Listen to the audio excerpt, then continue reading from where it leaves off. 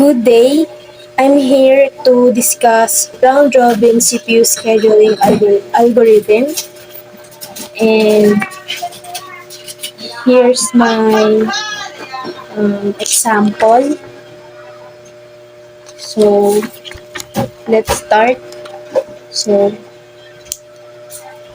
I have 4 process, and the burst time of process 1 is 5, process 2 is 3, process 3 is 6, process 4 is 1.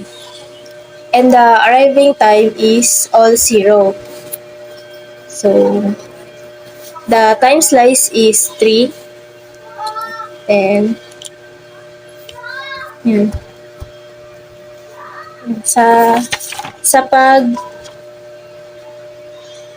sa pag-graph po nito is unahin po muna natin yung process 1 na may burst time na 5. So yan. Bale, i-graph po siya natin ng 0 hanggang 3 gawa po ng time slice. So yung process 1 is ibababa ko dyan. Then, ang susunod na process is process 2. Yan, process 2. Na may burst time na 3. So, 3, 4, 5, 6. E di sa 6 natin, ano yung process 2. Bale, nag-end na yung process niya. So, proceed tayo sa process 3. Process 3 na may burst time na 6. Bale, 6, 7, 8, 9. Sa 9 natin ititigan si process 3 gawa ng time slice na 3. So, yan. 6. Bale, magiging 3 siya. So, baba din natin siya. So, proceed tayo sa process 4. Process 4 na may burst time na 1. So, yan.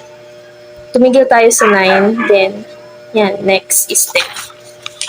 Dito na tumigil si process 4 sa 10. Bale, nag-end na rin yung process ni process 4. Complete na yung process niya. So, natitira na lang is yung process 1 tsaka process 3. Yung process 1 na may burst time na 2 and yung process 3 na may burst time na 3. So, yung process 1, saan tayo tumigil? Sa process 10. Bibilang tayo ng dalawa kasi dalawa na lang din yung burst time niya. So, 11, 12. Doon na tumigil sa 12 yung process 1. Complete na siya doon. So, yan. Tapos si process 1, process 3 naman, na may burst time na 3. Tumigil tayo sa 12, bilang tayo ng 3. 13, 14, 15. So, yun. Sa 15 po nag-end yung process 3.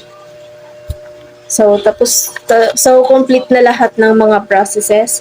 So, kukunin naman natin yung turnaround time. Turnaround time at average waiting time. So, turnaround time, yan, copy muna natin yung process 1, 2, 3, and 4. So, para makuha yung turnaround time, yan. Itong sa process 1 to 4, kukunin natin dito yung mga na-complete na process na kada process. So, sa process 1, nag-end siya sa 12. 12. E di, ayun yung ilalagay natin dito, 12. Sa process 2, nag-end naman siya sa 6. Sa process 3, nag-end sa 15. Process 4, nag-end sa 10. So, sa ipagmaminusan naman ng mga complete na process, ayun yung arrival time. Yan. Arrival time natin is 0 lahat. Kaya, ayan. So, 12 minus 0, 12. 6 minus 0, 6. 15 minus 0, 15. 10 minus 0, 10. Para makuha yung turnaround time, yung total ng na-subtract natin is ipag-add natin, then divide sa kung ilan yung process. So, yun. 12 plus 6 plus 15 plus 10 equals 43 divided by 4 is equals to 10.75. So, ayun po yung turnaround time natin. So, next naman is average waiting time. So, copy lang natin yung process 1 to 4. Then, kukunin natin dito yung turnaround time. Yan. Turnaround time. Tapos, isusubtract naman natin siya sa burst time. Yan. Sa burst time. So, 12 minus 5, 7.